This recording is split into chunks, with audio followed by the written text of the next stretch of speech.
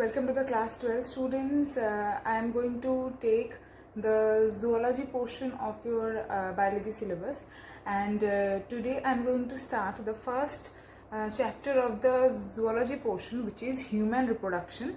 This is chapter number 3 in your syllabus, and this chapter basically deals with, as you can understand from the name only, it deals with the different means the male and female reproductive system in humans and the mechanism of reproduction in males and all the different topics related to reproduction in human beings. Okay, so the first thing that we are going to talk about today is male reproductive system.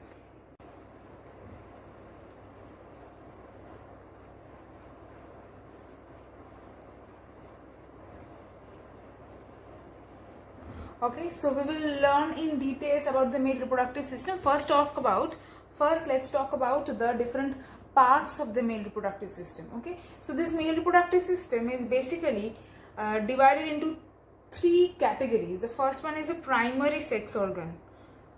Primary sex organ. What is the primary sex organ in males? Obviously, the testis,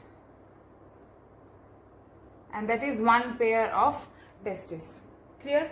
So this is the primary sex organ. Now coming to the secondary sex organs.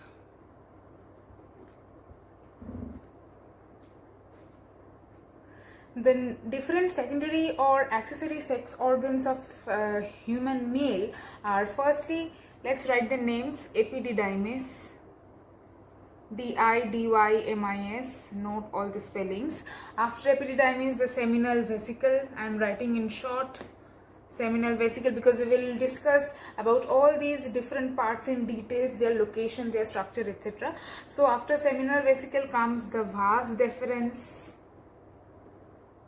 I think you are familiar with vas deferens, you know what vas deferens does. Okay, next after vas deferens, prostate gland. G means gland. After that, Cowper's gland.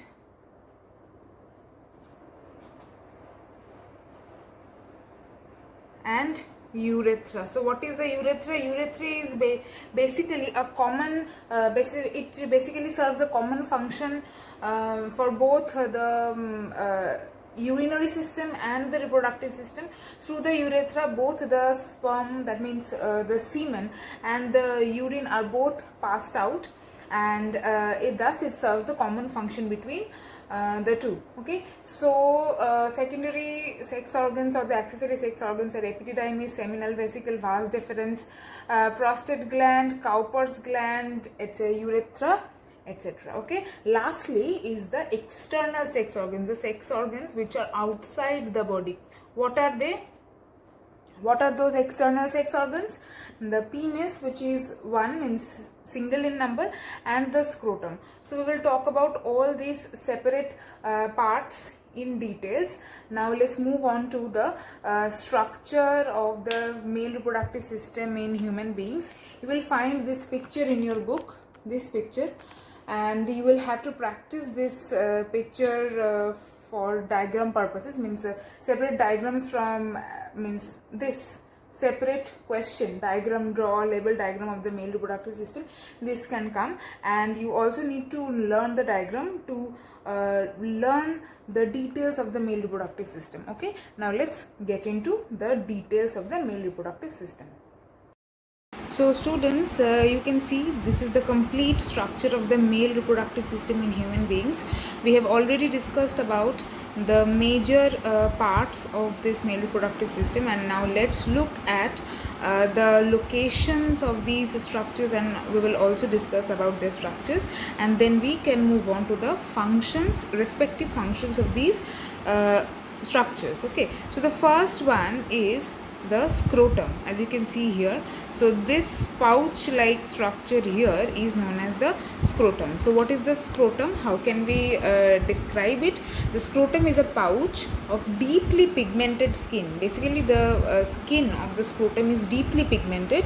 That is why they are saying it is a pouch of deeply pigmented skin, and it is divided into 2 compartments, where in each compartment one testis is located. So this is one compartment on this side, here one testis is located, and on the other side the other testis is located. Okay, so as I said, it is a deeply pigmented pouch like structure which has two compartments, and one compartment consists of one testis. Okay, now you can ask me why the scrotum is not inside the body of the male, and why does it descend outside the male body. Okay, that is because the outside of the body, the temperature in the outside of the body is about 2 to 2.5 degrees Celsius lower than that of the inside of the body, and this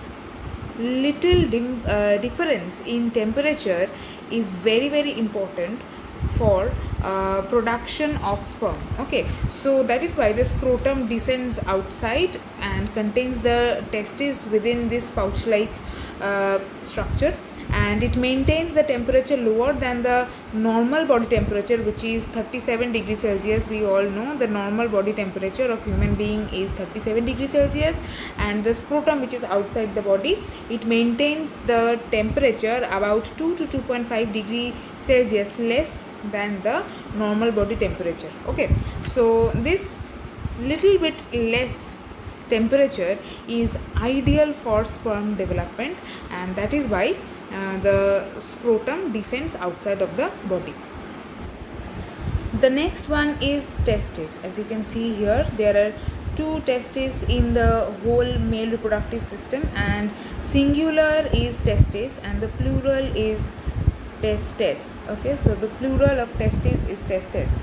Do not get confused between testis and testes. Only the spelling is different, one letter difference is there, but the pronunciation is same.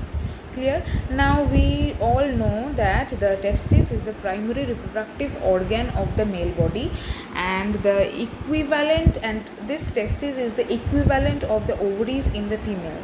That means in the testis of the male body and the ovary of the female body, they are the main reproductive parts of human beings, respectively in male and in female. Okay, now we have already discussed about the scrotum, which is a deeply pigmented skin pouch like structure within which two compartments are there and they contain the testes. But was the testis always outside the body even in the growing fetus? The answer is no, because during the early fetal stage, that is during the early embryonic life, it keeps on developing inside the abdominal cavity, right below the kidney. So initially during the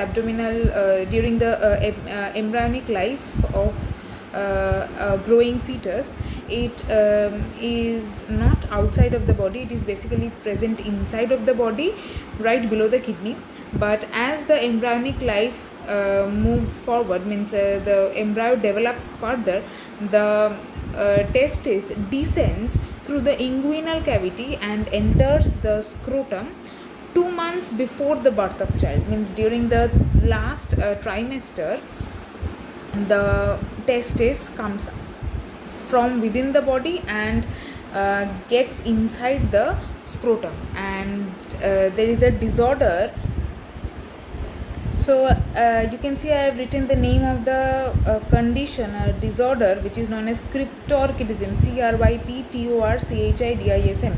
Cryptorchidism is a disorder or a condition in the male body when the testis fails to descend into the scrotum. That means it remains within the body.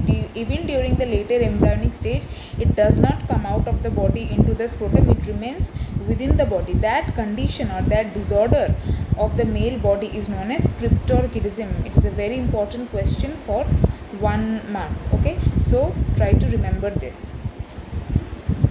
Next part of the male reproductive system that we are going to talk about now is epididymis. Okay, so this epididymis is this portion right on top of each testis, and it is a convoluted tube like structure. In this picture you cannot you can just see a small structure, but this is basically a tube like structure. It is located like this. In the picture that is present in your book, you can see, you can find that it represents a tube-like structure, and it is about 6 meters in length. It remains coiled up and is present, as you can see here, is present on top of the testis, and it then continues as the vas deferens. As you can see here, this is the epididymis, right? And then it continues as the vas deferens. Now what is the vas deferens? We will come to it. This epididymis is continued as the vas deferens, and basically what is the function of epididymis? The secretions from this part of the male reproductive system provide nourishment to the growing sperm, and they help, and thus by getting this nourishment the sperms can get matured. Okay, so this is all about epididymis, and then we will talk about vas deferens. As I've already told you that the epididymis here continues as the vas deferens. You can see where is the vas deferens?